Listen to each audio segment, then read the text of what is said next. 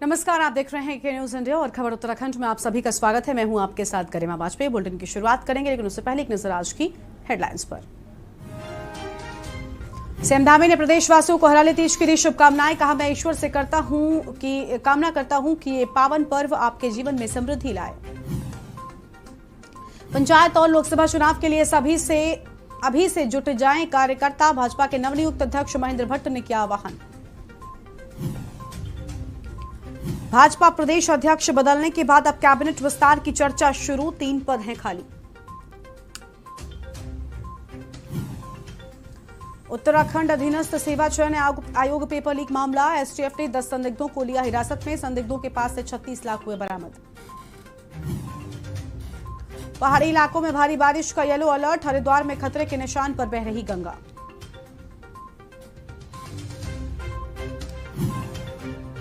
दो 288 नए संक्रमित मिले। एक मरीज की मौत। 1553 पहुंची सक्रिय मरीजों की संख्या।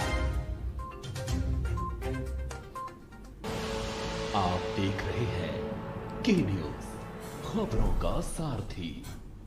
और अब बढ़ते हैं खबरों की ओर। खबर है जहां प्रदेश के लगभग हर राज्यों में इन दिनों पहाड़ पर जारी है मॉनसून और बारिश की गतिविधियां। पहाड़ों से लेकर मैदान तक भारी बारिश देखने को मिल रही है।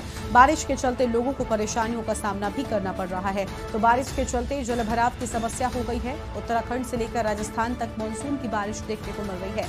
कई जिलों में बारिश का अलर्ट भी जारी कर दिया गया है। राजधानी देहरादून से लेकर पहाड़ तक भारी बारिश की बात सामने आ रही है।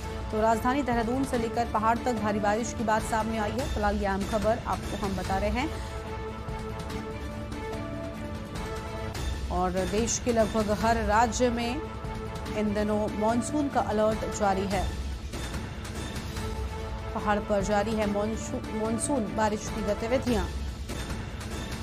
तो फिलहाल ये अहम खबर आपको हम बता रहे हैं। पहाड़ों से लेकर मैदानों तक भारी बारिश देखने को मिल रही है और बारिश के चलते लोगों को हो रही हैं परेशानियां।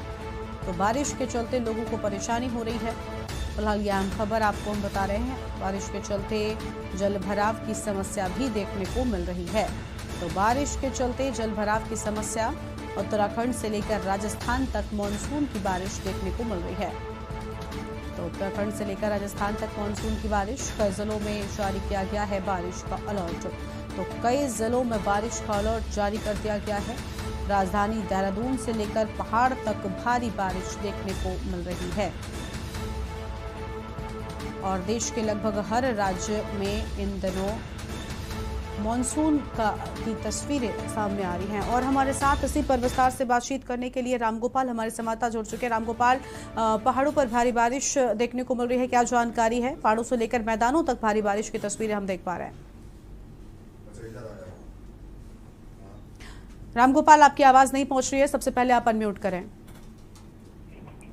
बिल्कुल गरिमा, देखिए प्रदेश में मौसम विभाग ने भारी बारिश की चेतावनी जो है जारी की है। और क्योंकि जिस तरीके से प्रदेश में लगातार भारी बारिश हो रही है, देर शाम की बात करें, क्योंकि लगातार हरिद्वार जिले में भी 2 दिन से जो है लगातार बारिश हो रही है। पहाड़ों की बात करें या मैदान क्षेत्र की बात करें, लगातार बारिश से जो है जो गंगाएं हैं वो उफान ऊपर अपना रूप दिखा रही है। तो कहीं ना कहीं जिस तरीके से जो गंगा नदी है वो का जो जलस्तर है वो लगातार बढ़ता जा रहा है। और साथ में क्योंकि यदि पहाड़ों पर जिस तरीके से लगातार बारिश हो रही है गरिमा, उसका जो असर है वो मैदानी क्षेत्रों में भी जो है देखने को मिल रहा है। क्योंकि हालांकि मैदानी क्षेत्र में भी जो है बारिश हो रही है, क्योंकि बारिश का जो असर है वो अब देहात क्षेत्र में जो है देखने को मिल रहा है, क्योंकि जिस तरीके से गंगा उफान पर है। और यदि हम बात करें खासकर लक्सर यानी कि लक्सर की हरिद्वार देहात की, जिस तरीके से भोगपुर से लेकर के बालावाली गंगा नदी तक का जो तटबंध है वो काफी क्षतिग्रस्त है। कई किलोमीटर जो बालावाली से लेकर के रामसायवाला यानी कि उत्तर प्रदेश के जो रामसायवाला है वहां तक का जो तटबंध है वो क्षतिग्रस्त पड़ा है। और उसी के रास्ते जो पानी है वो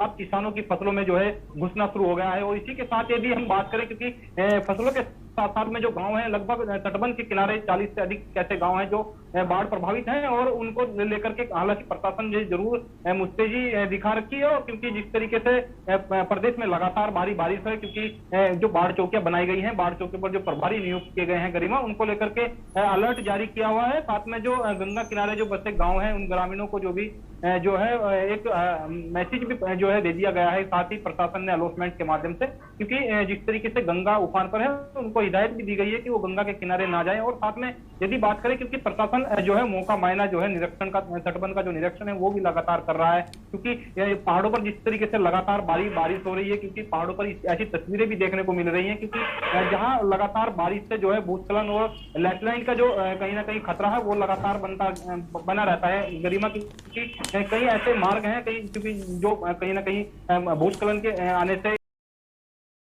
लैंडस्लाइड के होने से जो है बाधित हो रहे हैं कहीं ना कहीं, क्योंकि उफान कहीं ना कहीं प्रदेश में भारी बारिश के चलते गरिमा स्थिति जरूर जो है ज्यादा नाजुक बनी हुई है, क्योंकि लगातार भारी बारिश और मौसम विभाग की चेतावनी, हालांकि 2 दिन तक और भारी बारिश की चेतावनी मौसम विभाग ने दी हुई है।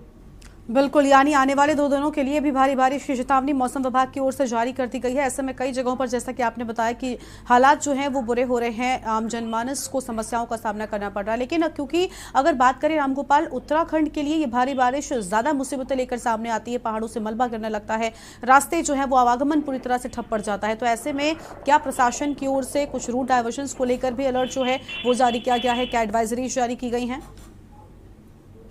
बिल्कुल, लगातार प्रशासन ने जो है एडवाइजरी जारी की है, क्योंकि जिस रास्ते पर भूस्खलन पहाड़ी क्षेत्र में जो है देखने को मिलता है, वहां जो है प्रशासन ने पहले ही रूट डाइवर्जन को लेकर के, हालांकि जो ऐसे रूट है जहां जिस तरीके से लैंडस्लाइड और भूस्खलन के जो अंदेशा लगा रहता है वहां रूट डाइवर्जन किया जाता है। हालांकि प्रशासन उस रूट को जो है यात्रियों को जाने नहीं दिया जाता है, क्योंकि जिस तरीके से 4 धाम यात्रा भी चल रही है और यात्रा को देखते हुए प्रशासन मुस्तैद, हालांकि एसडीआरएफ जो टीम है वो भी लगातार जो है बनी हुई है, क्योंकि यदि खासकर बात करें हरिद्वार देहात क्षेत्र में जिस तरीके से सावन का महीना भी चल रहा है, कावड़ ये भी जो लोकल का जो कावड़िया है वो कहीं ना कहीं शिवालू के लिए जल लेकर के निकलता है, तो कहीं ना कहीं एक यात्रा के हिसाब से भी देखें तो प्रशासन मुस्तैद है, और एसडीआरएफ एनडीआरएफ की जो टीम है वो लगातार जो है इस तरीके से जो मुस्तैद है वो अलर्ट पर जो है प्रशासन दिखाई दे रहा है। लेकिन यदि हम बात करें हरिद्वार देहात क्षेत्र की, जिस तरीके से अब गंगा जो उफान पर है, क्योंकि वार्निंग लेवल के करीब जो है गंगा बह रही है, हालांकि पानी क्योंकि लगातार जिस तरीके से बारिश हो रही है और बारिश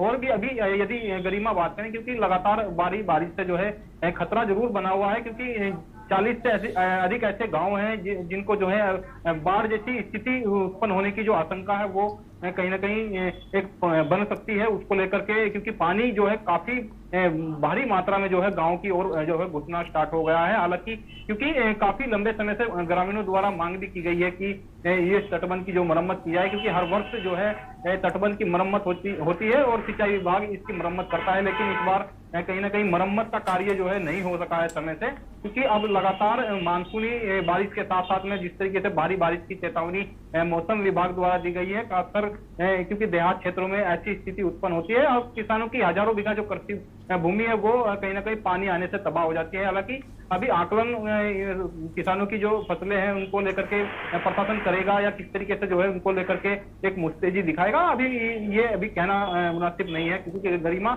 लगातार जिस तरीके से प्रदेश में बारिश का जो अलर्ट है उसको लेकर के प्रशासन ने सिर्फ जो बाढ़ चौकियां बनाई गई है उनको अलर्ट किया गया है। स्थिति को देखते हुए, स्थिति को भांपते हुए क्या कुछ स्थिति जो है बाढ़ चौकियों के जो प्रभारी है उनके क्षेत्र में बनी रहती है, उनकी रिपोर्ट हालांकि जो है प्रशासन जरूर ले रहा है। बहुत शुक्रिया आपका रामगोपाल हमारे साथ जुड़ने के लिए और अधिक अपडेट हमारे दर्शकों तक पहुंचाने के लिए। तो पहाड़ पर मानसून और बारिश की गतिविधियां लगातार जारी हैं और ये आम खबर आपको हम बता रहे थे, जहां पर बारिश का अलर्ट भी मौसम विभाग की ओर से जारी कर दिया गया है। तो राजधानी देहरादून से लेकर पहाड़ तक भारी बारिश की बात सामने आई है। फिलहाल ये आम खबर आपको हम बता रहे हैं। देश के लगभग हर राज्य में इन दिनों भारी बारिश की चेतावनी मौसम विभाग ने जारी कर रखी है। आगे बढ़ेंगे खबरों की और अगली खबर है नैनीताल से, जहां पर जिले में शुक्रवार को लगातार हो रही बरसात की वजह से भवाली नैनीताल मार्ग भारी भूस्खलन की वजह से बंद हो गया है और जिला प्रशासन व लोक निर्माण विभाग हल्के वाहनों के आवागमन हेतु मार्ग को खोलने के लिए पोकलैंड मशीन लगाकर कटिंग का कार्य शुरू कर दिया गया है। मौसम की गतिविधियां आईटीआई की सुरक्षा के दृष्टिगत लोनिवी भवाली द्वारा कार्य किया जा रहा है। अधिशासी अभियंता लोनिवी भवाली दीपक गुप्ता स्वयं मौके पर अपनी टीम के साथ मौजूद रहकर कटिंग का काम करवा रहे हैं।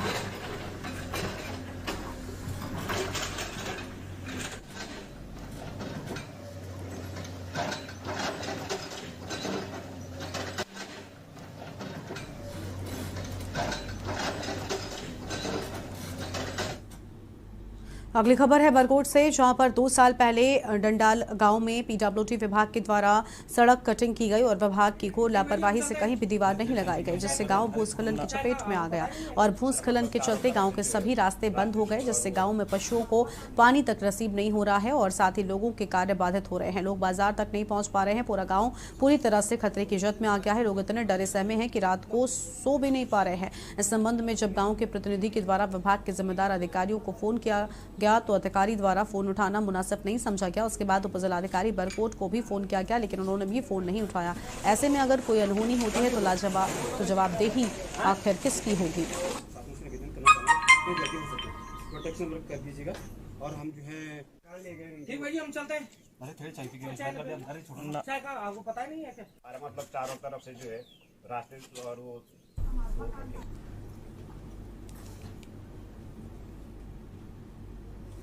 खबर है मंगलौर से, जहां पर पर्यावरण को स्वच्छ रखने के लिए भारत सरकार द्वारा प्रतिबंधित प्लास्टिक पर नई गाइडलाइंस जारी की गई हैं और गाइडलाइन जारी होने के बाद प्लास्टिक व पॉलीथीन के प्रति लोगों को जागरूक किया जा रहा है। 1 जुलाई से बाजार और प्रतिष्ठानों में प्रतिबंधित प्लास्टिक को बैन किए जाने के आदेश किए गए, जिसके चलते प्रशासन के द्वारा लोगों को प्रतिबंधित प्लास्टिक का उपयोग न करने की अपील की जा रही है।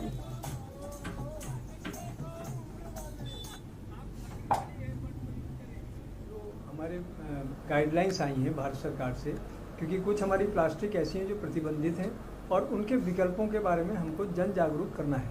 तो एक नुक्कड़ नाटक के माध्यम से हमने जनता को ये समझाया है कि कौन सी प्लास्टिक को उपयोग करना है और कौन सी प्लास्टिक को हमको नहीं करना है, ताकि जब हमारी चालानी कार्रवाई हो या हम शहर में कोई जब्ती करें तो उन लोगों को इस बात का संज्ञान हो कि हम कौन से प्लास्टिक को नहीं उपयोग करेंगे और अपनी दुकानों पर नहीं रखेंगे, या हम कौन सी प्लास्टिकों को यूज़ करेंगे और हम उसके लिए किसी प्रकार से हम चालानी कार्रवाई हमारे पर नहीं होगी। और अगली खबर हरिद्वार से है, जहां पर आपको बता दें कि इंटरनेशनल एयरपोर्ट बनाए जाने के मामले में कैबिनेट मंत्री सतपाल महाराज ने एक बार फिर से जल्दी ही भूमि चिन्हित कर लेने की बात कही। और वहीं प्रेमनगर आश्रम में जनता दरबार के बाद मीडिया से बात करते हुए सतपाल महाराज ने कहा कि जिले में इंटरनेशनल एयरपोर्ट बनाने के लिए प्रक्रिया चल रही है। प्रदेश के राज्यपाल भी योजना में काफी रुचि ले रहे हैं। जल्द ही इस मामले में बैठक होगी और जमीन का चयन भी कर लिया जाएगा। वहीं आपको बता दें कि इससे पहले भी सतपाल महाराज ने हरिद्वार में इंटरनेशनल एयरपोर्ट बनाने की बात कही थी, लेकिन तब सरकार ने उनके इस बयान से किनारा कर लिया था। लेकिन सतपाल महाराज लगातार एयरपोर्ट बनाने की बात कहते हुए चले आ रहे हैं।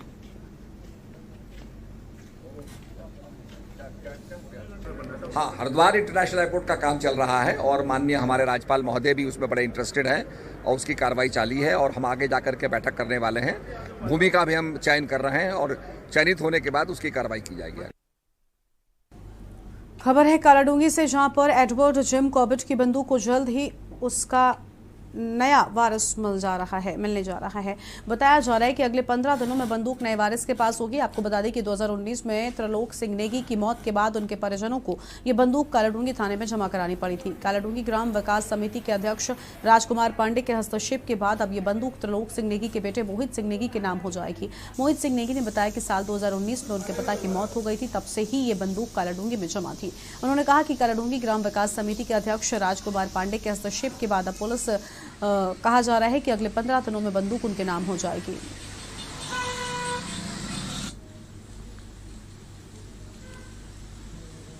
सर, जैसे हमारे शुरुआत जो हुई थी हमारे दादाजी से हुई थी इसकी।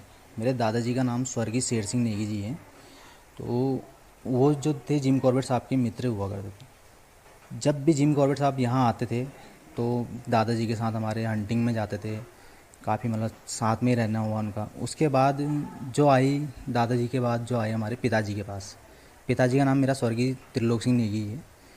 तो उसके बाद उसकी देख रेख जो बंदूक की थी वो मेरे पिताजी ने करी। जंगली जानवरों को भगाने के लिए भी उपयोग भी किया उसका काफ़ी बार, लेकिन काफ़ी टाइम से जब पर्यटकों का आना जाना ज़्यादा हुआ तो थोड़ी डैमेज हो चुकी है। अब 2019 में मेरे पिताजी एक्सपायर हुए, तब से वो बंदूक थाने में जमा है। और एक ब्रेक के लिए यहाँ पर रुकते हैं, चल लौटेंगे। आप देख रहे हैं के न्यूज, खबरों का सारथी। देखें कौन नया खिलाड़ी आया है, समझा देते हैं, प्यार से समझाएंगे। ये तो अपनी जुबान है। जुबान एक हो तो दिल भी एक होने चाहिए। विमल बोलो जुबां केसरी। करें अपने जीवन को कृतार्थ, सुने श्रीमद् भागवत कथा रोज प्रातः 6 बजे मेरे साथ सिर्फ के न्यूज इंडिया।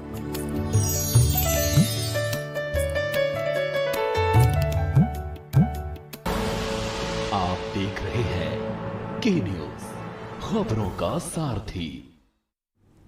ब्रेक के बाद आप सभी का स्वागत है। खबर है काशीपुर से, जहां पर उत्तराखंड को पावर हाउस के नाम से भी जाना जाता है, लेकिन पावर कुछ के अधिकारियों की लापरवाही के चलते लोगों के जीने के साथ साथ कारोबार पर भी काफी असर पड़ता हुआ दिखाई दे रहा है। एक तरफ गर्मी अपना कहर बरपा रही है, तो वहीं दूसरी ओर बिजली भी लगातार चिलचिलाती धूप से लोग परेशान हैं और बढ़ती गर्मी से लोगों ने आवाजाही भी कम कर दी है। गर्मी से निजात पाने के लिए घरों में पंखे कूलर का सहारा भी लेना पड़ रहा है, लेकिन बिजली विभाग के अधिकारी लोगों को भीषण गर्मी में जमकर परेशान कर रहे हैं। रात दिन बिजली गुल रहती है, लोगों को गर्मी में रहने को मजबूर हैं। गर्मी का मौसम आते ही बिजली का प्रयोग लोग अधिक मात्रा में करने लगते हैं, जिसकी वजह से लोड ज्यादा हो जाता है और तैयारियां बिजली विभाग को गर्मी के मौसम में आने से पहले ही पूरी करनी चाहिए थी, लेकिन ऐसा नहीं होता है।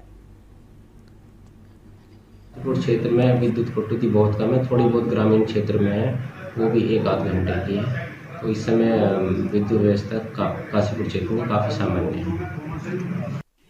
ये बिजली तो इस समय ऐसी हो रही है कि एक दिन के अंदर 3-4 घंटे के लिए केवल आती है। पूरी रात बिजली गायब रहती है। कोई ब्रेकडाउन हो जाता है तो ठीक करने वाला कोई नहीं होता। इतनी गर्मी है, खेतों में पानी नहीं है, बारिशें हो नहीं रही हैं, खेतों को धान को इस समय पानी की आवश्यकता है और बिजली की कटौती के लिए किसान तो वैसे ही उसकी कमर टूटी रहती है और इस समय और भी बुरा हाल है। खबर है हरिद्वार से, जहां पर कोविड वैक्सीनेशन अमृत महोत्सव कार्यक्रम आयोजित किया गया, जिसमें शिरकत करने के लिए पहुंचे हैं शिक्षा मंत्री धन सिंह रावत। और धन सिंह रावत ने केंद्र और राज्य सरकार की कोविड वैक्सीनेशन को लेकर सराहना की है और कहा है कि उत्तराखंड में वैक्सीनेशन का कार्य काफी तेजी से हुआ है और स्वास्थ्य के क्षेत्र में केंद्र और राज्य सरकार ने अच्छा काम किया है। पहली और दूसरी डोज 100% हो गई है, तो वहीं बूस्टर डोज भी हरिद्वार में 35% लग चुकी है। सरकार का लक्ष्य है 1 से 1.5 महीने के में पूरे राज्य में बूस्टर डोज सभी को लग जाए। उन्होंने विश्व भर से तुलना करते हुए कहा कि पूरे विश्व में 200 करोड़ कोरोना वैक्सीन लगी हैं, तो वहीं केवल उत्तराखंड में 2 करोड़ वैक्सीन लग चुके हैं। ये वर्ल्ड रिकॉर्ड है। हमारे राज्य में वैक्सीनेशन का काम बहुत तेज़ी से हो रहा है। पहली डोज हमारे यहाँ 100% हो गया है, दूसरी डोज भी लगभग 100% हो गया है और अब जो बूस्टर डोज लग रही है हरिद्वार जिले में भी 35% से ऊपर लोगों पे लग गई है। और हमारा टारगेट ये है कि 1 महीने में या 1.5 महीने में, क्योंकि उसका अंतराल है कि कब तक वो डोज लगनी है, तो 100% हम चाहते हैं कि 1-1.5 महीने में पूरे राज्य में बूस्टर डोज सब पे लगाए जाए। पूरे विश्व का एक रिकॉर्ड है भारतवर्ष में कि 200 करोड़ वैक्सीनेशन की डोजें अभी तक लग चुकी हैं और हमारे राज्य में भी लगभग 2 करोड़ डोजें अभी तक लग चुकी हैं। तो एक वर्ल्ड रिकॉर्ड है ये भी कि इतना बड़ा काम हमारे देश में हो रहा है। और मैं ये कह सकता हूँ कि स्वास्थ्य के क्षेत्र में हमारी सरकारों ने बहुत काम किया है। हम ये चाहते हैं कि प्रत्येक नागरिक हमारा स्वास्थ्य के क्षेत्र में कोई दिक्कत ना उसको हो और इसलिए आपने देखा होगा कि हमारे CSC, PSC में हर प्रकार की सुविधाएं दी जा रही हैं। अगली खबर बागेश्वर से है, जहां पर जनपद में बारिश अब आफत बढ़ने लगी है। गरुड़ तहसील क्षेत्र के रेवनी लखमार रोड पर देर रात कार बरसाती नाले में बह गई और बहती कार में 2 लोग सवार थे। स्थानियों ने जब नदी में कार को बहते देखा तो इसकी सूचना पुलिस को दी। पुलिस मौके पर पहुंची और घंटों की मशक्कत के बाद नदी में फंसी कार को दोनों युवकों को बचा लिया गया है और एक व्यक्ति को चोट लगने के चलते अस्पताल भी भेजा गया है। गाड़ी वाले सर एक महेश था ड्राइवर जो गाड़ी चला रहा था, सनौद दीवान सिंह और दूसरा हरीश राम था। दोनों ये राजमिस्त्री का काम करते हैं। तो काम से लौट रहे थे तो अचानक ही नदी में पुल नहीं होने से तो रेते में इनकी गाड़ी फंस गई नीचे। गाड़ी नंबर क्या था? गाड़ी नंबर सर UK 02A 1099। निवासी रेवनी लखमार। और खबर उत्तराखंड में इतना ही। आप देखते रहिए के न्यूज़ इंडिया। नमस्कार।